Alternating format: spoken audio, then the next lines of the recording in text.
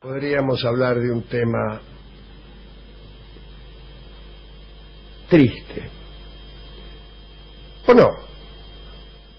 Hablaremos del oro, contaremos algunas fantasías históricas acerca del oro, sobre sus virtudes, su generación, su cuidado. Mentiras que fueron fervientemente creídas por muchos. Las crónicas más antiguas abundan en relatos extraños acerca de seres que custodiaban el oro. En el libro De Naturalimalum, Claudio Eliano, un retórico romano del siglo III antes de Cristo, describió a los buitres que anidaban entre las rocas estériles de Bactriana. Dijo que esos buitres tenían garras de hierro que se encargaban de separar el oro del granito y que guardaban con feroz celo los tesoros que reunían de la codicia de los humanos. Eran los famosos fondos buitres. Plinio el Viejo, nuestro amigo Plinio el Viejo, se mostró escéptico con respecto a los buitres de los que hablaba Eliano, pero en cambio presentó en su Historia Naturalis el caso de las hormigas recolectoras de oro. Escribió Plinio, tengo aquí el texto de Plinio justamente, acaba de llegar: en la región septentrional de la India viven hormigas cuyo tamaño es como el del lobo. Extraen el oro de la tierra, lo acumulan durante la estación de invierno, en verano se ocultan bajo tierra para huir del calor.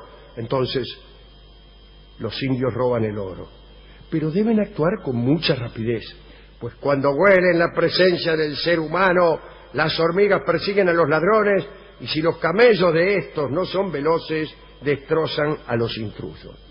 A esto le llaman ciencia. Bueno, por entonces ya aparecieron las crónicas de otros autores que escribieron acerca de aquellas extrañas hormigas. De acuerdo con Herodoto, algunos de esos insectos enormes, Herodoto es por otra parte muy anterior a Plinio, le informo al autor de este informe, pero bien, que dice que llegó después. Bueno, de acuerdo con Herodoto, algunos de estos insectos enormes habían sido capturados, se los mantenía en la corte del rey de Persia. Estrabón escribió en su geografía que los hombres, para robarles el oro a las hormigas, esparcían unos falsos polvos áureos cerca de las madrigueras. Cuando las hormigas salían a buscar el cebo, tenía lugar el robo. Es un engaño miserable, ¿no? Pero bueno, ¿por qué creían estas cosas? Porque los eruditos de la Edad Media consideraban casi sacrílega cualquier expresión de escepticismo con respecto a los autores antiguos. Era posible comentar esas obras, pero no criticarlas. Por ese motivo, la historia de las hormigas recolectoras se convirtió increíblemente en parte integrante de la zoología medieval. Brunetto Latini, que era preceptor del Dante y miembro prominente del partido güelfo, fue canciller de Florencia. Bueno, realizó un resumen de todos los tesoros del conocimiento medieval y redactó una enciclopedia que empezaba con la creación y reunía todos los materiales conocidos sobre geografía, ciencias naturales, astronomía, política, yo qué sé. Y las famosas hormigas aparecen en las ciencias naturales. De acuerdo con Latini, las hormigas no estaban en la India, sino en Etiopía.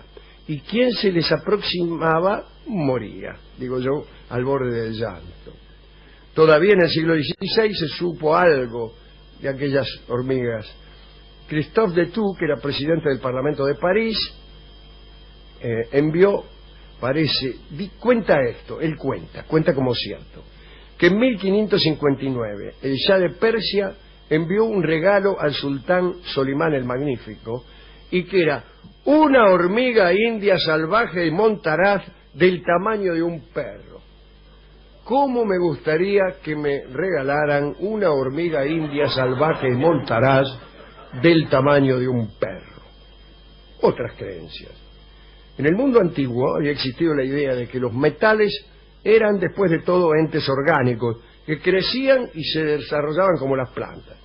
Entonces, le hacían caso a Aristóteles en un libro que se llamaba Relatos Milagrosos, que al final ni siquiera era de Aristóteles. Bueno, lo que sea. La gente plantaba oro, enterrabas un pedazo de oro y crecía. Todo eso creía la gente, pero ahora ya no, lamentablemente. La ciencia natural del medioevo adoptó la pauta clásica, desarrolló todavía más la teoría. Se decía que había en la tierra oro en estado blando, semilíquido. Y a veces ciertas plantas, especialmente la vid, fundían sus raíces en el oro, absorbían el metal, vamos. De modo que el oro se elevaba por las ramas, pasaba a las hojas y también a los frutos.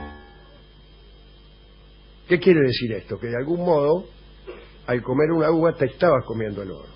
Pietro Mártire Vermigli, que fue profesor de teología en Oxford, declaró que en España y Portugal había muchos árboles bebedores de oro. Parece que una vez, cuando una princesa portuguesa se comprometió con un duque de la casa de Saboya, el novio le mandó a la dama regalos carísimos. Y anotan los regalos. 12 negros, de los cuales uno era rubio, una reliquia de aspecto repugnante y un arbolito de finísimo oro cultivado naturalmente. Bueno.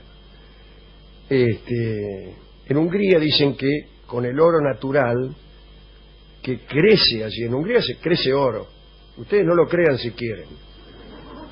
Y como el oro crece en forma de enredadera, se pueden fabricar anillos, es muy fácil, porque no es tarea complicada conseguir que el oro forme círculos. ¿Y dónde se ponen las personas esos círculos una vez que los arrancan? En el dedo. ¿Qué es algo de oro que uno se pone en el dedo? Un anillo, señora. Bien. Vamos a hablar también de algunas prácticas médicas que usan el oro como remedio. El rey Luis XI, ese se murió, Luis XI de Francia. Es uno de los tantos que se murió después de jugar a la pelota paleta. Bien. Pero parece que bebía oro para curarse del baile de San Vito. Y se hacían fundir 96 doblones por mes. ¡Eh! El oro húngaro, como se ha dicho, gozaba de la más alta reputación como medicina. Mayormente se usaba contra la ictericia. Los médicos consideraban simplemente lógico que la enfermedad que te pone amarillo debía ser curada mediante un metal amarillo. A eso le llaman pensar, claro que sí.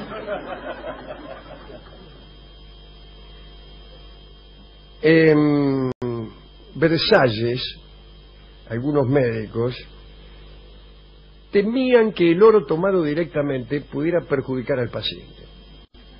Por ahí te comías 5 o 6 monedas de oro y quedaba seco. Entonces inventaron un método con el fin de aplicarlo indirectamente. Mezclaron limaduras de oro en el alimento de las gallinas. Cuando llegaba el momento de sacrificar a las gallinas, la carne ya habría absorbido la virtud del metal. La verdad es que nunca pudo comprobarse más que una considerable suba en el nivel de mortalidad de los gallineros reales. Quiero decir que las gallinas se morían. Y la última historia es probablemente la del rey Midas. Midas tenía unos jardines y un día encontraron ahí en los jardines de Midas a un mendigo harapiento y enredado en las espinas. Entonces lo curaron, lo atendieron, le dieron de comer, y el mendigo no era otro que Dioniso, el dios, al que en Roma llaman Baco. Y entonces, enternecidos por los cuidados que le había dado el rey Midas, le dijo: pídeme cualquier cosa y te la concederé. Y Midas pidió que cualquier cosa que él tocara se convirtiera en oro. Ustedes saben el final de la historia. La historia sirve para enseñar a los niños a que si Dioniso se les presenta, les ofrece un don, no pidan que cualquier cosa que toquen se les convierta en oro. Porque si no les va a pasar lo mismo que al rey Midas. que tocaba esto y era oro, y tocaba aquello, y así. No podía comer porque los salames se le convertían en oro, y hasta la hija se le convirtió en oro. Pero no fue tan grave, porque en realidad esto era una broma de Dioniso, que enseguida deshizo aquella magia y permitió que Midas pudiera seguir viviendo y comiendo y hablando con su hija. Sin embargo, a los que quieren convertir todo en oro, debería contárseles cada tanto, cada 24 horas, la historia de Midas. Querer convertir todo en oro conduce a eso, a que no haya otra cosa sino el oro. Huyamos entonces de estos dones de Dioniso, porque si no, todo será de oro, de un terrible, espantoso y omnipresente oro. Los cielos de oro, los mares de oro, los ríos de oro y los campos de oro.